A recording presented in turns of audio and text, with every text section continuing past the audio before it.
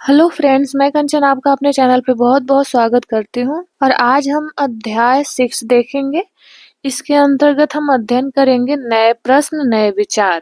तो आइए देखते हैं इसमें क्या दिया है। देखिए इसमें हम बुद्ध की कहानी के बारे में पढ़ेंगे, बुद्ध की कहानी। आइए देखते हैं। देखिए सबसे पहले तो इसमें बता रहा है कि जो बौद्ध धर्म हम सब लोग सुने हैं, तो बौद्ध धर्म के संस्थापक क्या थे? सिद्धार्थ को माना गया है। सिद्धार्थ थे और इन्हें गौतम के नाम से भी जाना जाता है। जो महात्मा जो गौतम है, इनका बचपन का नाम सिद्धार्थ था और ये माने जाते हैं बौद्ध धर्म के संस्थापक। उनका जन्म लगभग 2500 वर्ष पूर्व हुआ था। यह वह समय था जब लोगों के जीवन में तेजी से परिवर्तन हो रहे थे। जैसे कि हमने अध्याय 5 में पढ़ा है कि महाजनपदों के कुछ राजा इस समय बहुत शक्तिशाली हो गए थे। हजारों सालों के बाद फिर से नगर उभर रहे थे। गांवों के जीवन में भी बदलाव आ रहा था और बहुत से विचारक इन परिवर्तनों को समझने का प्रयास भी कर रहे थे। वे जीवन के सच्चे अर्थ को भी जानना चाह रहे थे। बुद्ध क्या थे? क्षत्रिय थे। शाक्य नामक एक छोटे से गढ़ से वे संबंधित थे। महात्मा बुद्ध युवावस्था में ही ज्ञान की खोज में उन्होंने घर के सुखों को छोड़ दिया और अनेक वर्षों तक वे भ्रमण करते रहे। अन्य विचारकों से मिलकर चर्चा करते रहते थे। उन्होंने उतने बड़े गढ़ के तो से जुड़े हुए थे, लेकिन उन्होंने घर के सुखों को उन्होंने छोड़ दिया। वो ज्ञान की खोज में निकल गए। अंततः ज्ञान की प्राप्ति के लिए उन्होंने स्वयं ही रास्ता ढूंढने का निश्चय किया। इसलिए उन्होंने बोध गया बिहार में एक पीपल के वृक्ष चुना और पीपल के वृक्ष के नीचे उन्होंने कई दिनों तक तपस्या की। उस पीपल के वृक्ष के नीचे बैठकर कई दिनों तक तपस्या की। अंततः उन्हें फिर लास्ट में ज्ञान प्राप्त हो जाता है। इसके बाद से वे बुद्ध के रूप में जाने लग गए। वहां से ज्ञान प्राप्त होने के बाद वे बुद्ध कहलाए और वहां से वे वाराणसी के निकट स्थित सारनाथ गए, जहां उन्होंने पहली बार उपदेश दिया। कुशीनारा में मृत्यु से पहले का शेष जीवन उन्होंने पैदल ही एक स्थान से दूसरे स्थान की यात्रा करने और लोगों को शिक्षा देने में व्यतीत कर दिया था। इनकी जो मृत्यु हुई थी कुशीनारा में हुई थी। अंतिम अपना जीवन काल उन्होंने कुशीनारा में ही व्यतीत किया। देखिए जो बुद्ध ने शिक्षा दी कि यह जीवन बिल्कुल कष्टों व दुखों से भरा हुआ है। बिल्कुल कष्ट व दुख ही दुख है सिर्फ जीवन में हमारे। और ऐसा हमारी इच्छा और लालसाओं जो हमेशा पूरी नहीं हो सकती हैं के कारण होता है। हमारी जो भी इच्छाएं लालसाएं अधूरी रह जाती है, उन्हीं सारी चीजों से तो हमें कष्ट होता है। तो उन्होंने कहा है कि जीवन पूरा दुख से भरा हुआ है और कभी कभी हम तो चाहते हैं कि वो प्राप्त कर लेने के बाद भी संतुष्ट नहीं होते हैं। वो चीज लगता है कि मिल जाए बट मिलने के बाद भी हम खुश नहीं हो पाते हैं और अधिक फिर उसकी और इच्छा बढ़ जाती है। जितने धन की हम कल्पना करते हैं तो उसके बाद मिलने के बाद भी फिर और सोचते हैं कि और भी हमें धन मिल जाए, फिर भी हम संतुष्ट नहीं हो पाते हैं। तो उन्होंने वही कहा कि उन लालसाओं के पूरा होने के बाद भी तो हम नहीं खुश हो पाते हैं, वस्तुओं को पाने की इच्छा करने लगते हैं। बुद्ध ने इस लिप्सा को तृष्णा कहा है। बुद्ध ने शिक्षा दी कि आत्मसंयम अपनाकर हम ऐसी लालसा से मुक्ति पा सकते हैं। आत्मसंयम हमें अपनाना चाहिए। देखिए यहाँ दिया है सारनाथ स्तूप के बारे में। इस इमारत को स्तूप के नाम से जाना जाता है और यहीं पे बुद्ध ने अपना सर्वप्रथम उपदेश दिया था। सबसे पहले उपदेश यहाँ पे दिया था और इसी घटना की स्मृति में यहाँ पे इस स्तूप का निर्माण करवाया गया, जिसे हम सारनाथ स्तूप के नाम से जानते हैं। ये हमें बनारस के पास मिल जाएगा सारनाथ स्तूप। देखिए इसमें आगे फिर दिया है कि उन्होंने क्या किया। उन्होंने लोगों को दयालु होने तथा मनुष्य के साथ साथ जानवरों के जीवन का भी आदर करने की शिक्षा दी कि हमें न केवल मनुष्य के साथ ही दयालु होना है बल्कि जानवरों पर भी दया दिखाना है। वे मानते थे कि हमारे कर्मों के परिणाम चाहे वे अच्छे हों या बुरे, हमारे वर्तमान जीवन के साथ साथ बाद के जीवन को भी प्रभावित करते हैं। जो हम अभी करेंगे हम उसे बाद में भी उसका हमें जो भी हमने गलत कार्य किया है उसका पाप भोगना पड़ेगा। बुद्ध ने अपनी शिक्षा सामान्य लोगों की प्राकृतिक भाषा में दी। यानी उस समय के जो सामान्य लोग थे, सामान्य जनता वहाँ की थी, वो प्राकृतिक भाषा बोलती थी, तो उन्होंने प्राकृतिक भाषा में ही अपनी शिक्षा दी। इससे सामान्य लोग भी उनके संदेश को समझ पाते थे। देखिए ये सारनाथ का ये स्तूप है। ये इस प्रकार का ये सारनाथ के स्तूप का ही चित्र है। देखिए देखिए जो बुद्ध हैं, बुद्ध ने कहा है कि लोग किसी शिक्षा को केवल इसलिए नहीं स्वीकार करें कि यह उनका उपदेश है, बल्कि वे उनको किस लिए स्वीकार करें, उसे अपने विवेक से मापें कि हाँ जो मैं शिक्षा दे रहा हूँ सही है या गलत। तो उन्होंने ये कहा। फिर आगे दिया है, आइए हम देखते हैं उन्होंने ऐसा किस प्रकार किया। उन्होंने अपनी शिक्षाएं दी प्राकृतिक भाषा में। देखिए यहाँ पे दिया है किस्सा गौतमी की कहानी। आइए इसे हम पढ़ते हैं। यह है जो बुद्ध के विषय में एक प्रसिद्ध कहानी है। इस समय की बात है कि किस्सा जो गोमती नामक एक स्त्री का पुत्र मर गया और इस बात से वो बहुत दुखी हुई। तो वो अपने बच्चे को गोद में लिए नगर की सड़कों पे घूम घूम कर लोगों के साथ प्रार्थना करने लगी कि उसके पुत्र को जीवित कर दे कोई। तो एक भला व्यक्ति उसे बुद्ध के पास ले गया। बुद्ध ने कहा कि मुझे एक मुट्ठी सरसों के बीज लाकर दो, मैं तुम्हारे पुत्र को जीवित कर दूंगा। तो किस्सा गोमती बहुत प्रसन्न हुई और पर जैसे ही वह बीज लाने के लिए जाने लगी तभी बुद्ध ने उसे रोका और कहा, ये बीज एक ऐसे घर से मांग कर लाओ जहाँ किसी की मृत्यु न हुई हो, तो मैं जीवित कर दूंगा तुम्हारे पुत्र को। तो फिर क्या हुआ, किस्सा गोमती एक दरवाजे से दूसरे दरवाजे गई, जाने लगती है वो। और जहाँ भी गई उसने पाया कि हर घर में किसी न किसी के पिता, तो किसी के माता, भाई बहन, पति पत्नी, बच्चे, चाचा चाची, दादा दादी, सब कोई न कोई मरा हुआ ही था। तो बुद्ध दुखी माँ को क्या शिक्षा देने का प्रयास कर रहे थे कि सिर्फ तुम्हारा ही पुत्र नहीं मरा है, दुनिया में बहुत लोग मरते हैं, सबके घर में कोई न कोई मरता है, इसलिए इतना दुख तुम मत करो, ये सभी के साथ होता है। देखिए उपनिषद दिया है। उपनिषद के बारे में क्या दिया है कि इसी समय बहुत से दूसरे अन्य चिंतक भी दार्शनिक प्रश्नों का उत्तर ढूंढने का प्रयास कर रहे थे। उनमें से कुछ मृत्यु के बाद के जीवन के बारे में जानना चाहते थे, जबकि अन्य यज्ञों की उपयोगिता के बारे में जानने को उत्सुक थे। यानी सबका एक एक टॉपिक था, कुछ न कुछ उनका मुद्दे थे, उस पे वो अपने विचारों को वो ढूंढ रहे थे, उस पे मंथन चिंतन मंथन कर रहे थे। इनमें से अधिकांश चिंतकों का यह मानना था कि इस विश्व में कुछ तो ऐसा है जो कि अस्थाई है और जो मृत्यु के बाद भी बचा रहता है। उन्होंने इसका वर्णन आत्मा तथा ब्रह्म अथवा सार्वभौम आत्मा के रूप में किया है कि यही चीजें हैं जो कि हमेशा रहती हैं, ये मृत्यु से परे हैं। ना आत्मा मृत्यु से ना तो आत्मा मरती है, ना तो जो ब्रह्म मर सकता है। तो वे मानते थे कि अंततः जो आत्मा है तथा ब्रह्म है वो एक ही है। ऐसे कई विचारों का संकलन उपनिषदों में हुआ है। उपनिषद उत्तर वैदिक ग्रंथों का हिस्सा थे। उपनिषद का शाब्दिक अर्थ है गुरु के समीप बैठकर बैठना, या गुरु के समीप बैठना या गुरु के समीप बैठकर शिक्षा ले ग्रहण करना, यह उपनिषद का शाब्दिक अर्थ है। इन ग्रंथों में अध्यापकों और विद्यार्थियों के बीच बातचीत का संकलन किया गया है। यानी जो अध्यापक हुआ करते थे उस समय, तो विद्यार्थी उनके पास बैठ करके बातचीत करते थे, उनका संकलन करते थे, उनके जो विचार वो सुनते थे, उसको ग्रहण करते थे। तो प्राय ये विचार सामान्य वार्तालाप के रूप में प्रस्तुत किए गए हैं। इसमें देखिए दिया है कि भारतीय दर्शन की 6 पद्धति, षड दर्शन।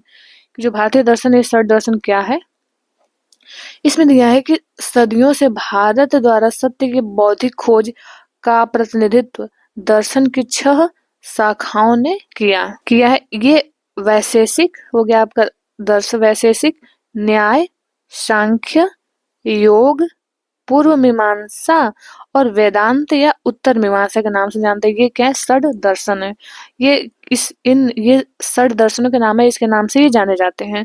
दर्शन की इन 6 पद्धतियों की स्थापना क्रमशः ऋषि कणाद, गौतम, कपिल, पतंजलि और जैमिनी और व्यास द्वारा मानी गई है कि ये जो 6 दर्शन है इनका क्रमशः, जैसे वैशेषिक हो गया, वैशेषिक दर्शन के ऋषि कणाद हो गए, न्याय के गौतम ऋषि क्या है, जो सांख्य दर्शन है इसके कहें कि जन्मदाता कपिल माने जाते हैं, योग दर्शन की रचना पतंजलि ने की है, और पूर्व मीमांसा की रचना जैमिनी, व वेदांत या उत्तर मीमांसा की रचना व्यास ऋषि ने की है। इन्होंने इन 6 दर्शनों का इस तरह से ये माने जाते हैं प्रतिपादक, जो आज भी देश में बौद्धिक चर्चा को दिशा देते हैं।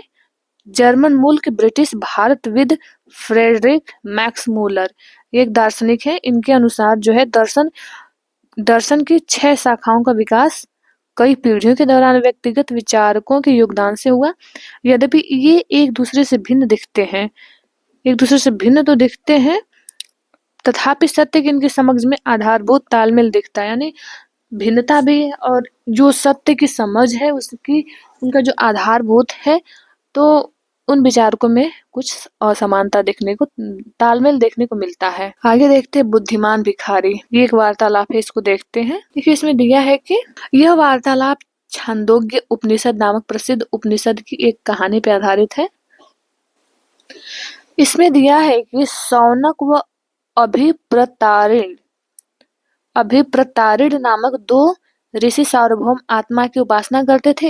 एक बार जो ही वे भोजन करने के लिए बैठते हैं तो एक भिखारी आया और भोजन मांगने लगा। शौनक ने कहा, हम तुम्हें कुछ नहीं दे सकते। भिखारी ने पूछा कि विद्वज्जन, आप किसकी उपासना करते हैं? अभिप्रतारिण ने उत्तर दिया कि सार्वभौम आत्मा की। ओह, इसका मतलब आप यह जानते हैं कि सार्वभौम आत्मा संपूर्ण विश्व में विद्यमान है? यीशु ने कहा, हाँ हाँ, हम ये सब जानते हैं। तो भिखारी ने पूछा, अगर यह सार्वभौम आत्मा संपूर्ण विश्व में विद्यमान है तो यह मेरे अंदर भी विद्यमान है। मैं कौन हूँ? मैं इस विश्व का एक भाग ही तो हूँ।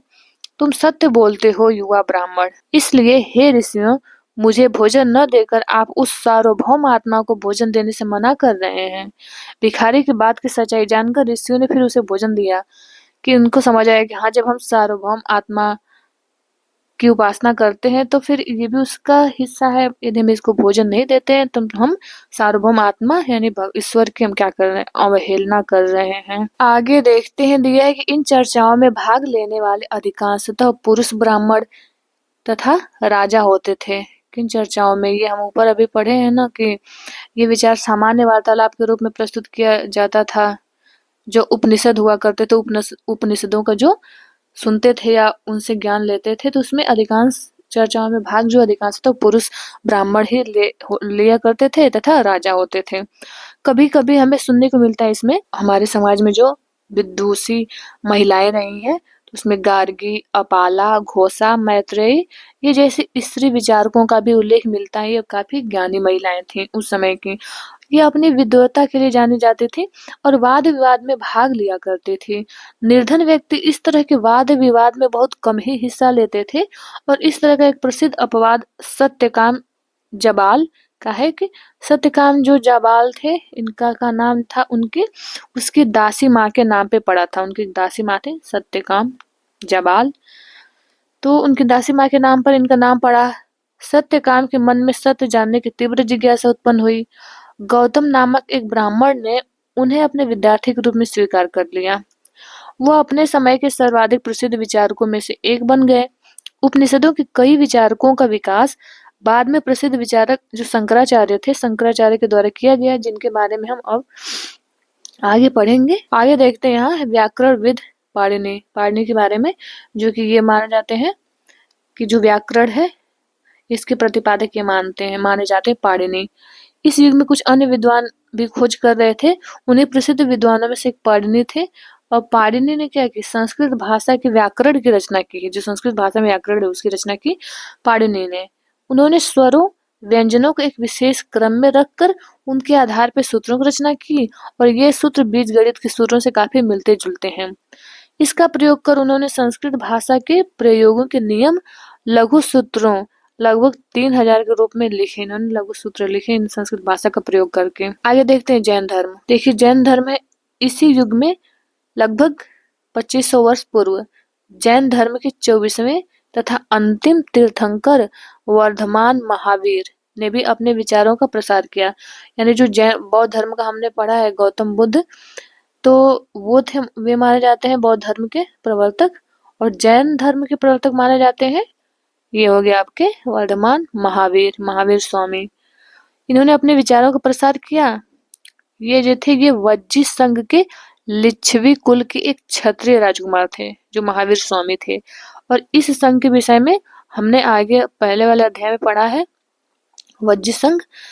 तो देखिए दिया है कि ये 30 वर्ष की आयु में ही उन्होंने घर छोड़ दिया। ये 30 वर्ष की आयु में घर छोड़ देते हैं और जंगल में रहने लगते हैं। और इन्होंने 12 वर्ष तक उन्होंने कठिन एकाकी जीवन अपना व्यतीत किया था उन्होंने। चलिए ये 30 वर्ष की उम्र में छोड़ के उसके बाद इनको ज्ञान प्राप्त होता है। वहाँ पे 12 वर्षों तक कठिन तपस्या के बाद कहें कि उनकी जो शिक्षा थी सरल थी, सत्य जानने की इच्छा रखने वाले प्रत्येक स्त्री व पुरुष को अपना घर छोड़ देना चाहिए, उनका मानना था। उन्होंने अहिंसा के नियमों का कड़ाई से पालन किया और करना चाहिए उन्होंने कहा। अर्थात किसी भी जीव को न तो नष्ट कष्ट देना चाहिए और न ही उसकी हत्या करनी चाहिए। महावीर का कहना था कि सभी जीव जीना चाहते हैं और सभी के लिए जीवन प्रिय है। तो महावीर ने अपनी शिक्षा प्राकृतिक में दी, इन्होंने भी अपनी शिक्षा जो थी प्राकृतिक भाषा में दी, जैसे महात्मा बुद्ध ने अपनी शिक्षा प्राकृतिक भाषा में दी। यही कारण है कि साधारण जन भी उनके तथा उनके अनुयायियों की शिक्षाओं को समझ सके। देश के अलग अलग हिस्सों में प्राकृतिक के अलग अलग रूप प्रचलित थे और प्रचलन क्षेत्र के आधार पर ही उनके अलग अलग नाम थे। जैसे मगध में बोली जाने वाली प्राकृतिक मागधी कहलाती थी, जो मगध में प्राकृतिक बोले जाते थे वो मागधी। जैन नाम से जाने गए महावीर के अनुयायियों को भोजन के लिए भिक्षा मांग के सदा जीवन बिताना होता था, यानी इनके जो अनुयायी थे वो भोजन भिक्षा मांग करके अपना जीवन व्यतीत करते थे और उन्हें पूरी तरह से ईमानदार होना पड़ता था। चोरी न करने की उन्हें सख्त हिदायत दी थी। उन्हें ब्रह्मचर्य का भी पालन करना होता था। पुरुषों को वस्त्रों के सहित सब कुछ त्याग देना पड़ता था। सिर्फ पुरुषों को वस्त्रों सहित सब कुछ त्याग देना होता था, जो क्या थे, जैन अनुयायी थे। आगे दिया है कि अधिकांश व्यक्ति जो हुआ करते थे तो व्यक्तियों के लिए ऐसे कड़े नियमों का पालन बहुत कठिन था। फिर भी हजारों व्यक्तियों ने इस नई जीवन शैली को जानने और सीखने के लिए अपने घरों को छोड़ दिया था। इनके जो भी नियम थे आपको जैन धर्म अपनाने के लिए कड़े तो थे, लेकिन फिर भी बहुत लोगों ने इसमें कह रहा है कि अपने जीवन शैली को, जो उनके साधारण थे, उसको त्याग कर इतने कठिन जीवन शैली को अपनाया इसे जानने के लिए। कई क्या करते थे, अपने घरों पे ही रहे और भिक्षु या भिक्षुड़ी बने लोगों को भोजन प्रदान कर उनकी सहायता करते थे। मुख्यतः व्यापारियों ने जैन धर्म का समर्थन किया। जो व्यापारी थे जैन धर्म को माने समर्थन किया। किसानों के लिए इन नियमों का पालन अत्यंत कठिन था, क्योंकि फसल की रक्षा के लिए उन्हें कीड़े मकोड़े को मारना पड़ता था, तो इसलिए उनके लिए कठिन था। और क्योंकि फसल अपना उगाना छोड़ नहीं सकते हैं, और यदि वो भी छोड़ के बिल्कुल काम छोड़ दे तो भी फिर समाज का गुजारा नहीं हो सकता है। बाद की सदियों में जैन धर्म जो है उत्तर भारत के कई हिस्सों में, साथ साथ गुजरात में भी, तमिलनाडु व कर्नाटक में भी फैल गया। और महावीर तथा उनके अनुयायियों की शिक्षाएं कई शताब्दियों तक मौखिक रूप से ही रहीं। वर्तमान रूप में उपलब्ध जैन धर्म की शिक्षाएं लगभग 1500 वर्ष पूर्व गुजरात में हमें बल्लभी नामक स्थान पे लिखी गई थी। यहाँ देखने को मिलता है। और बल्लभी गुजरात में हमें देखने को मिल जाएगा। देखिए यहाँ जैन दिया है। जैन शब्द क्या है? देखिए जो जैन शब्द है ये जिन शब्द से निकला है, जिसका अर्थ होता है विजेता। यानी इसका शाब्दिक अर्थ है जैन का, जिन से बना है और इसके लिए यूज किया जाता है। इसका अर्थ है शाब्दिक अर्थ विजेता, और ये जिन कहा गया महावीर के लिए। जिन शब्द का प्रयोग हुआ महावीर स्वामी के लिए। देखिए इसमें संघ दिया है। संघ देखिए, संघ के बारे में बात करें तो ये महावीर तथा बुद्ध दोनों का ही मानना था कि घर का त्याग करने पर ही सच्चे ज्ञान की प्राप्ति हो सकती है। दोनों का ये मत में समानता देखने को मिलती है। ऐसे लोगों के लिए उन्होंने संघ नामक संगठन बनाया, जहां घर का त्याग करने वाले लोग एक साथ रह सके। यानी जो लोग भी घर छोड़ के आते थे, गृह त्याग के आते थे, वो इसी संघ में रहते थे। संघ में रहने वाले जो बौद्ध भिक्षु होते थे, बौद्ध भिक्षु के लिए बनाए गए नियम विनय पिटक नामक ग्रंथ में मिलते हैं। यानी जो भी बौद्ध भिक्षु हैं उनके लिए जो नियम का पालन करना था वो विनय पिटक इनका एक ग्रंथ था, धार्मिक ग्रंथ जो था बौद्ध का। तो इसके अनुसार वो अपने पालन करते थे उस नियम का। विनय पिटक से हमें पता चलता है कि जो संघ में पुरुषों और स्त्रियों के रहने की अलग अलग व्यवस्था थी। सभी व्यक्ति संघ में प्रवेश ले सकते थे। हालांकि संघ में प्रवेश के लिए बच्चों को अपने माता पिता से, दासों को अपने स्वामी से, राजा के यहाँ काम करने वाले लोगों को राजा से तथा कर्जदारों को अपने देनदारों से अनुमति लेनी होती थी, तभी जाकर ये उस संघ में रहते थे। एक स्त्री को इसके लिए अपने पति से अनुमति लेनी होती थी। यदि पति इसको अनुमति देता है कि हाँ ठीक है तुम जाओ संघ में रहने के लिए, तो वो भी आ जाती थी। संघ में प्रवेश लेने वाले जो भी स्त्री पुरुष बहुत सादा जीवन जीते थे, वह अपना अधिकांश समय क्या करते थे, ध्यान करने में बिताते थे। दिन के एक निश्चित समय में वे शहरों गांवों में जाकर भीख मांगते थे या भिक्षा मांगते थे, और यही कारण है कि उन्हें भिक्षु तथा भिक्षुणी साधु के लिए प्राकृतिक शब्द है तो कहा गया है। तो मतलब उन्हें साधु के लिए जो प्राकृतिक शब्द है उसे भिक्षु और भिक्षुणी कहा जाता था। प्राकृतिक शब्द में वे आम लोगों को क्या करते थे, शिक्षा देते थे। आम लोग जो थे जाते थे भिक्षा मांगने, तो और साथ ही एक दूसरे की सहायता भी करते थे, और किसी तरह की जो आपसी लड़ाई होती थी उसका निपटारा करने के लिए प्रायः बैठकें भी क्या करते थे जहां भी जाते थे। संघ में प्रवेश लेने वाले में जो ब्राह्मण, क्षत्रिय, व्यापारी, मजदूर या नाई या गणिकाएं तथा दास शामिल भी थे, ये सब शामिल थे। और इनमें से कई लोगों ने बुद्ध की शिक्षाओं के विषय में लिखा तथा कुछ लोगों ने संघ में अपने जीवन के विषय में सुंदर कविताओं की भी रचना की। आगे हम बिहार देखते हैं। बिहार क्या होते थे, बिहार क्या है जैन या बौद्ध धर्म में।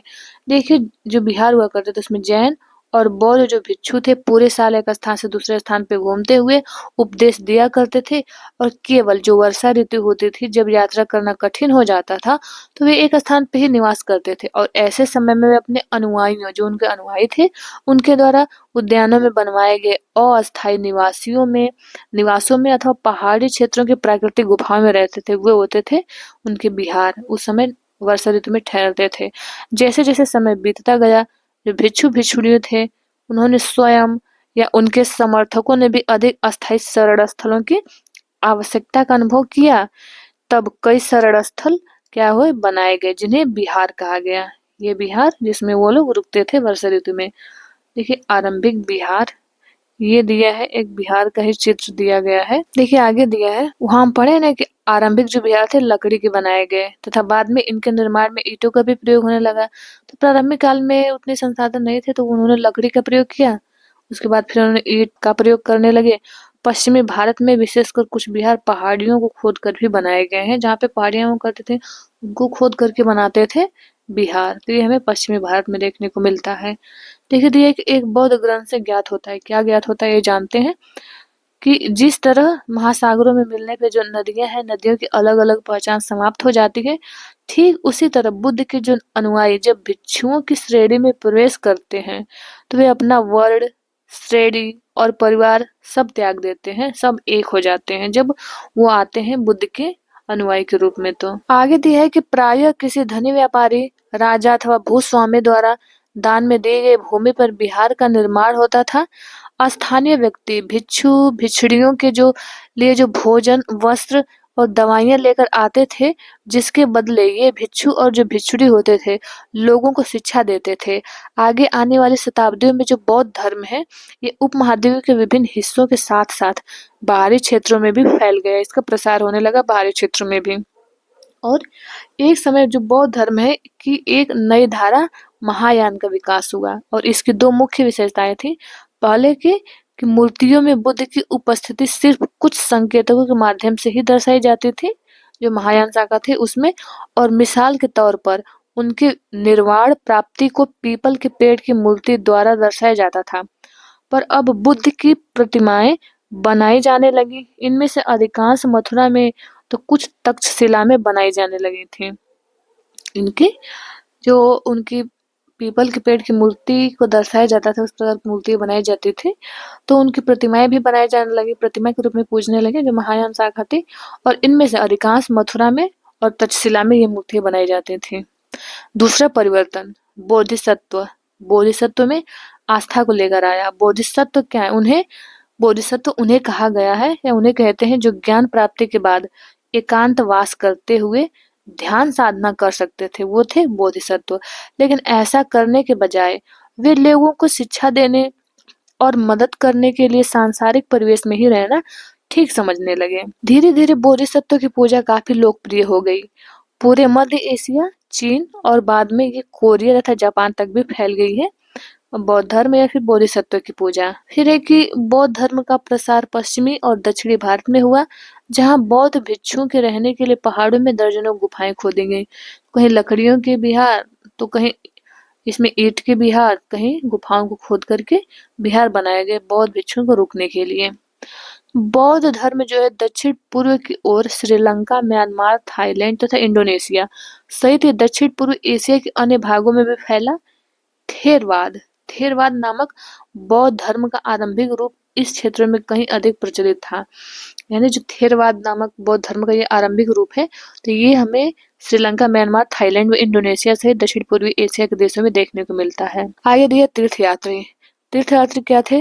तीर्थयात्री जो थे वे स्त्री पुरुष होते थे जो प्रार्थना के लिए जो पवित्र स्थानों की यात्रा किया करते थे, तो ये तीर्थयात्री कहलाए। इसी तरह भारत की यात्रा पे आया चीनी बौद्ध तीर्थयात्री फाक्सियन काफी प्रसिद्ध है। वह करीब 1600 साल पहले आया था। और स्वयं सांग ये 1400 साल पहले भारत आया और उसके करीब 50 साल बाद इत्सिंग आया।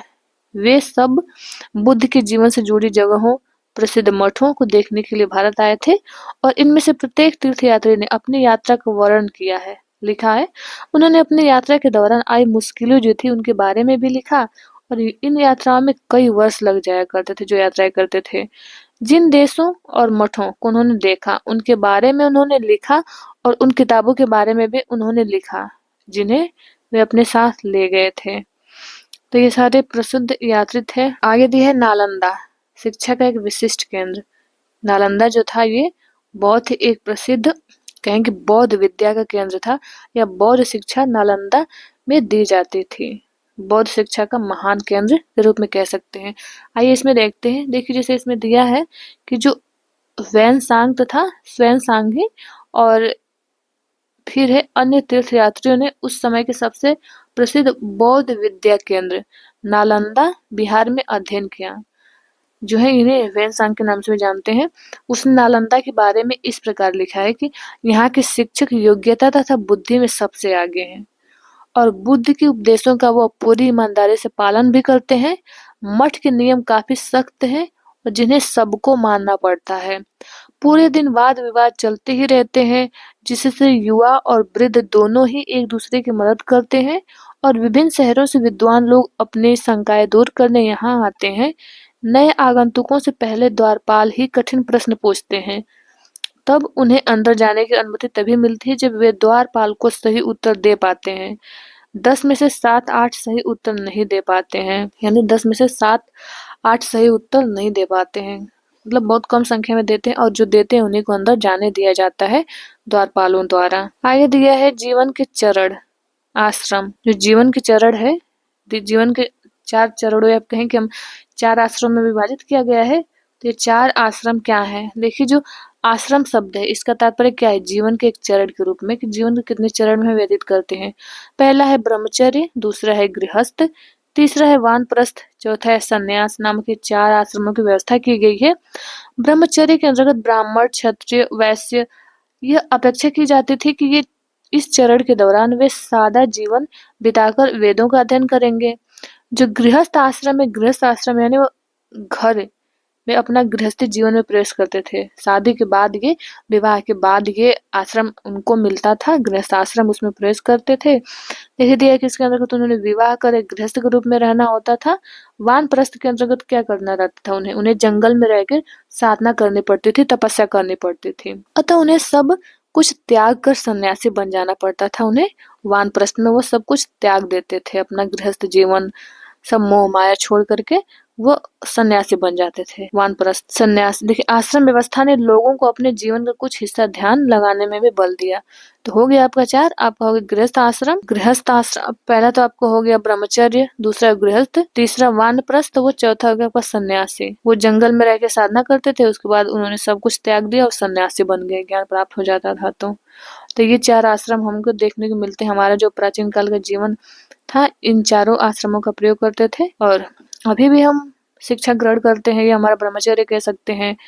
फिर विवाह के बाद गृहस्थ आश्रम, उसके बाद लोग सन्यासी, सब लोग तो सन्यासी तो वर्तमान समय में देखना मुश्किल है। तो हम मिलते हैं फिर नेक्स्ट वीडियो में। आपसे हम्बल रिक्वेस्ट है कि इस चैनल को सब्सक्राइब कर लें और अपने दोस्तों को भी शेयर करें। ये वीडियो देखने के लिए आप लोगों का बहुत-बहुत धन्यवाद।